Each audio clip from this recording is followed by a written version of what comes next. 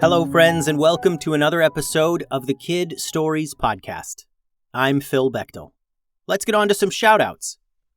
Happy birthday to Mariah, who turned 8 years old the other day. Mariah, for your birthday, I hope you get a never-ending box of your favorite cereal and a new pet cat that cleans your room while you're at school and a wand that shoots fireballs and a big bucket of goofballs. I think if you were a character in the stories, you would be the Cat Queen, a wizard who is the leader of all the cats in the world, and you would lead the cats into battle against the evil villain known as Anti-Magic. Thanks for listening, Mariah.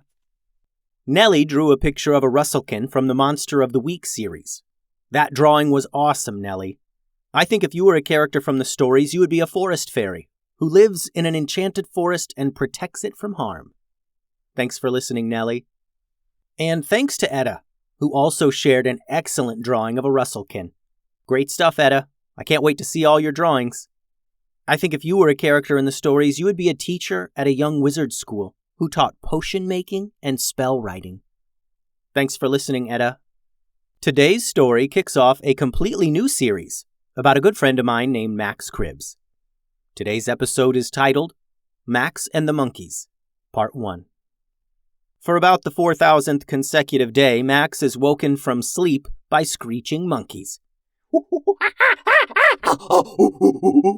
I really don't think I'll ever get used to this, said Maxx. Seriously, though, I know we live outside in the jungle, but could you ever use your inside voices? Maxx asked the monkeys. 6 monkeys, all a different species, all with their own personalities and quirks. Maxx fed his monkeys, even though they were more than capable of feeding themselves. He prepped his go-bag and looked out onto Flora Prime, the jungle planet he called home. As he took in the incredible view, Maxx said to himself, living in a treehouse sure does have its perks. Some of the monkeys noticed he was wearing his shoes and had his bag. Yes, I have to go to the city. Well, because I need stuff. I need a new data pad, some medicine, and I need a new first aid kit since someone ate all the bandages out of the last one. And I need to get some other stuff. No, you may not come with me. I remember last time you all came to the city, you ended up eating random fruit from the market, and you wouldn't stop trying to ride every dog you saw. You can't just ride random dogs. Because it's a rule. How would you like it if random dogs just started riding on your back? I'm not hearing it. I'm going to the city alone, and that's that. You wait for me here. The monkeys wandered off to pout together in the treetops. Maxx slid down the thick vines to the jungle floor, where he started his jog to the city. Maxx had begun visiting the city more and more as he got older. Living in the treetops with monkeys was fun, but so was the endless technology for sale in the city. On his way to the city, as he waded through the thick, tall grass that waved in the wind over his head, he smelled something new. Not a jungle smell at all. It was an awful smell that made him wince, and something in the air made his eyes water. Maxx noticed thin lines of smoke trailing up from the forest that lay before him. He continued toward the smoke and the smell and stepped out of the thick grass into a clearing in the forest, a place where trees and bushes and plants of all kinds that had been there just yesterday were now completely gone. Machines chugged on the ground instead. Machines to cut down the trees and machines to dig into the soil. Maxx climbed up a tall tree nearby to get a better look. What he saw took his breath away. A massive swath of the jungle had been ripped out of the ground and discarded as machines dug deep into Flora Prime. Smoke billowed from the machines as they rolled on wheels and tracks. The Brightstone, whispered Maxx to himself, thinking that these miners were trying to get the valuable Brightstone that was all over beneath the surface of Flora Prime. Brightstone was a valuable ore. The yellow stones could store huge amounts of energy and were sought after by traders visiting the planet. Maxx often found deposits while out in the jungle, and he used the Brightstone he found to pay for things in the city. Seeing the destruction of the jungle was awful for Maxx. but he knew there was nothing he could do about it. Not now. The damage was done here, but he vowed to return to this place and help the forest grow again once the miners were gone. The young jungle kid leaped down from the tree and made his way to the city. The main city and spaceport on Flora Prime was constantly busy. Bustling, you could say. Maxx had been there a lot, and there were still places he'd never visited. Today was no different.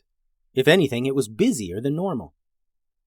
Maxx navigated the residents and travelers that crowded the streets until he reached Blackwell Labs, a small, messy laboratory run by Barry Blackwell. Barry was a friend, one of the many Maxx had made since he started coming to the city more often. As Maxx entered, Barry looked up from his work. "Keep those monkeys out of here!" he yelled. "Don't worry, I left them in the bush," said Maxx.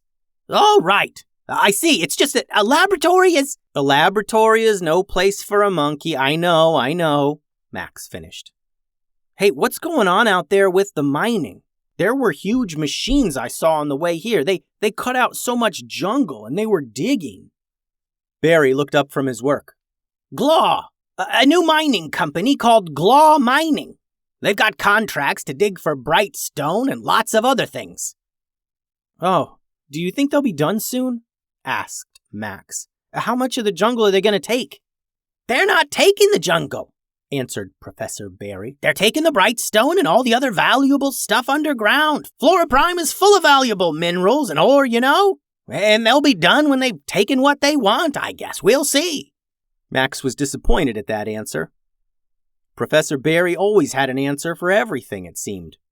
It irked Maxx that he didn't know when these miners would be gone. "All right, then," Maxx said. "Hey, also, do you have a data pad I can buy?" Barry looked over his glasses that hung down near the tip of his nose. "Over there," he said, pointing. Maxx turned to a stack of 5 or 6 old data slates, flat, book-sized pieces of tech that were like handheld computers. "Take whichever one you want," said Professor Blackwell. "I am clearing out my inventory." Maxx slid the top one off the stack. "All right, thanks. I'm heading to the market," said Maxx. "See you in a few days." He visited the open-air market to get the rest of the things on his list, and then he left town, heading back to his treetop home.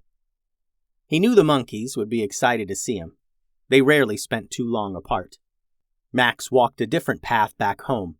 He wanted to gather some brightstone, and maybe more so, he wanted to avoid walking near the machines again, the ones he saw earlier that had torn apart the jungle so badly. But before he reached the brightstone deposits, he smelled it again. The sharp, ugly smell of the machines. And again, Maxx followed the smell and the smoke, and he pushed aside the tall grass in front of him until he came to another opening. Another huge wound in the jungle, where the loud machines ripped apart the trees and dug deep trenches and holes into the ground. Max's heart sank, and he wondered just how many of these machines were on Flora Prime, and how much of the jungle they would tear apart before they left. He hurried back to his treehouse where, just as he suspected, his monkeys were all excited to see him. They went about their nightly routine, and as the suns of Flora Prime set in the distance, Maxx looked out over his jungle planet and hoped he had seen the last of the machines. The end. Thanks for listening, friends. The website is kidstoriespodcast.com. Send all your drawings and such to kidstoriespodcast@gmail.com. Adios.